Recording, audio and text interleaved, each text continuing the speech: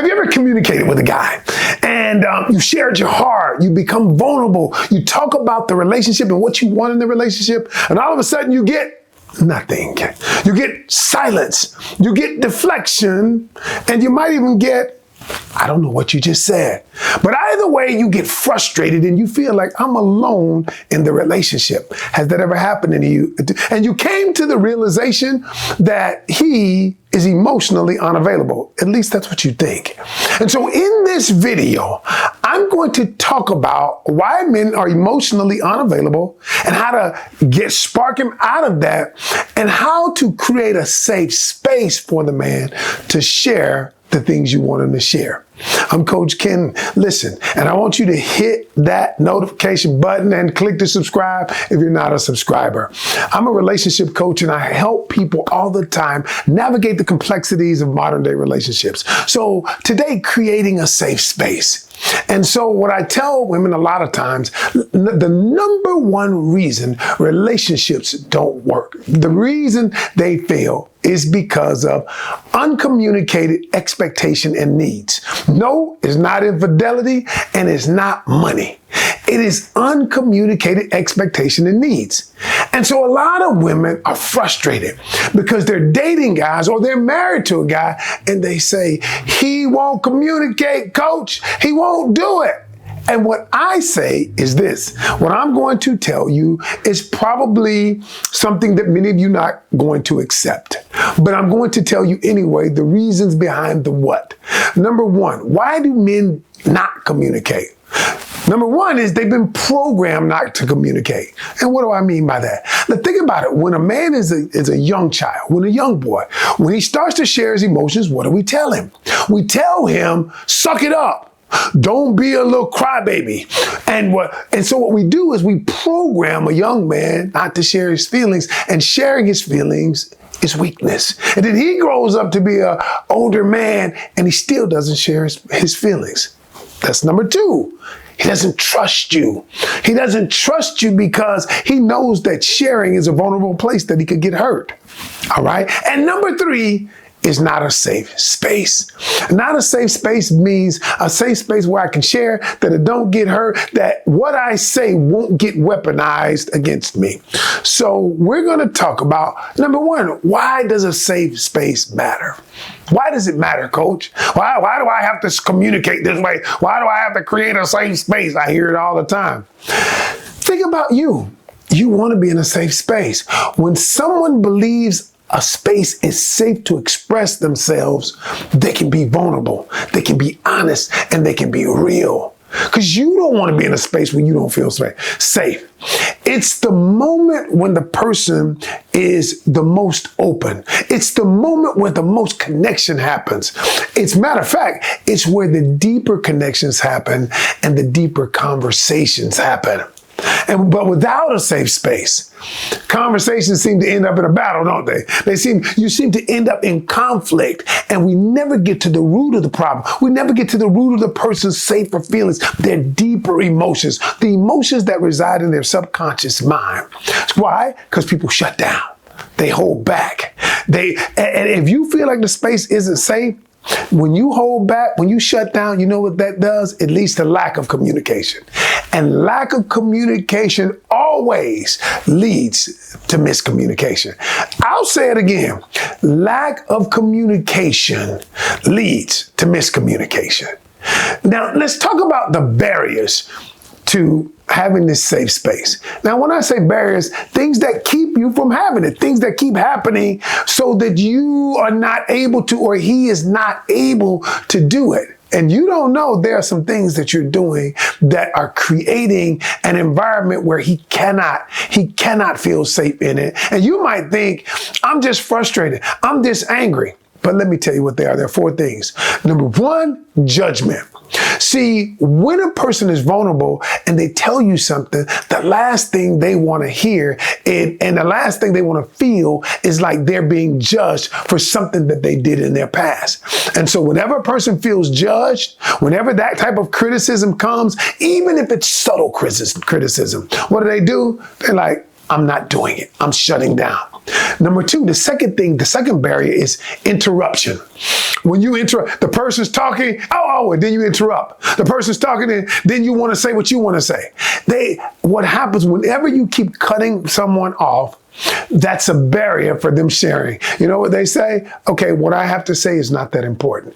And because it's not that important, you know what I'm going to do? I'm going to just shut down. I'm going to keep it to myself. Yo, that is crazy. The third reason, and some of you do this, is defensiveness.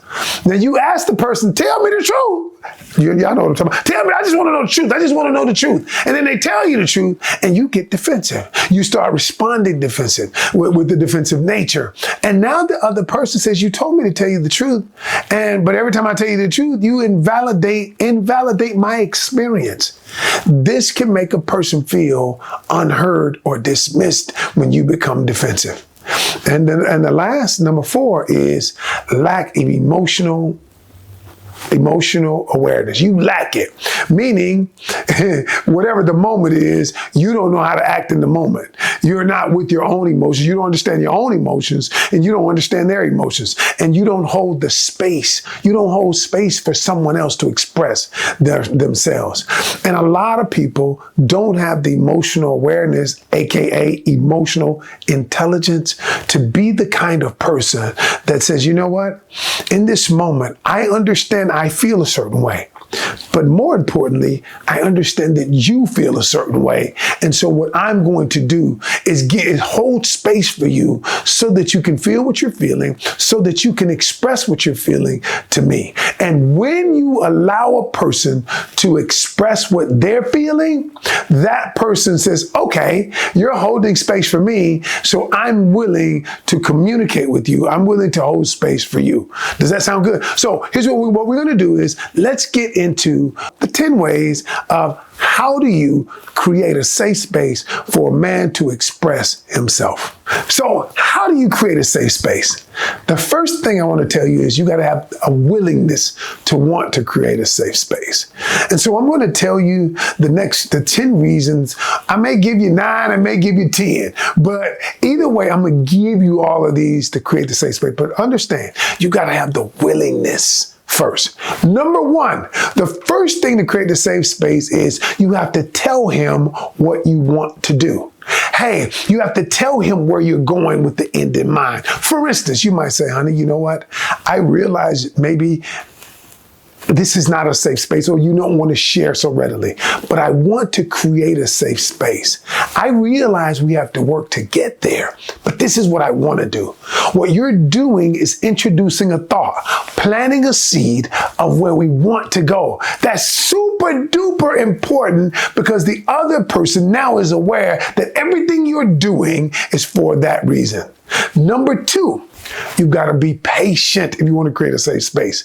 He didn't come to you. He didn't just happen to be emotionally unavailable. He's been this way. So what I want you to do is understand this doesn't happen overnight. To understand that it's going to take time. Even with you, y'all, there are things that take time with you, but I want you to understand it's going to take time and be willing to do that. Number 3, validate his feelings. When someone shares something with you, don't rush to fix it or offer advice. Start by validating their feelings. I understand why you feel that way. I see how you can feel that way. I see how you can arrive at that kind of conclusion. When you validate a person's feelings, they want to share more feelings with you. Number 4, praise him when he shares something with you that he's never shared before. Listen, it's like a dog with a treat. You give them a treat. When they do something good, they want to do more of it. When a person does something, shares something with you, you tell them, thank you for sharing that. I know that wasn't easy, but I appreciate it, and ask questions about it. Now, number 5, when he tells you the truth, don't victimize yourself and make it about you.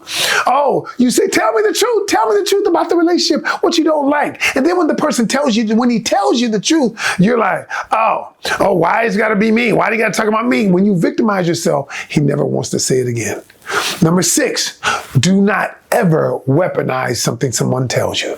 If he tells you something, and he tells you from his heart, if he tells you something and you bring it up later, well, that's why you did such and such. That's why you got locked up. He will never tell you again. He will alienate you because of what you've done. Number 7, be mindful of your tone and body language. Listen, y'all, 60% of our communication is nonverbal. Gestures, tone of voice, facial expressions. If you're looking like you're disinterested or you're looking like you're angry, he's not going to want to tell you. All right? Be conscious of it, y'all. Be conscious. 33%, 60% is nonverbal, gestures, body language. 33% is tone of voice. You got to watch your tone. And it's only 7% is what we actually say. Number 8, be willing to ask open-ended questions. Open-ended questions simply clarify what he's saying. Well, and you might ask, how did that make you feel? Or tell me what you learned from that. Or tell me how that has made you a better person. These open-ended, deeper questions actually help you get deeper into the conversation, get to know the person better, get to know them more. And you know what they say? They simply say that you're concerned about me and that you're curious of how I become who I've become. Number 9, hold space without judgment. I make that a number 9 because, again, I reiterate this point that you don't have to agree with everything he says. You don't. But what you have to do is you have to hold space for him to be able to say it. It may not be your perspective, but the thing is, you validate his perspective. Y'all, so let me just stop here. Those 9, it was going to be 10, but I think those are the most important things that you need to understand. And you don't have to do them all at the same time. But just remember this. Creating a safe space for a man is important. Now, some of you might say something like this. I've heard it, and I don't care if you get upset. Some women are in their masculine energy, and they might say something like this. Well, why you got to get in your feelings? No, you all in your feelings. But the truth is, we all are emotional beings. The thing is, it's just that he's hiding his emotions from you. And so if you think a man shouldn't have emotions, if you think a man shouldn't share his feelings, so to speak, then you can never have happy, healthy relationships, because we are all a mix of emotions, logical thoughts that make up the human being. And so what I want to tell you is this. If you want your relationship to thrive, it begins and ends with communication. But if a man isn't emotionally available to you, that's a reason. It's because he doesn't trust you. It's because he's been programmed to. And creating a safe space helps facilitate that trust.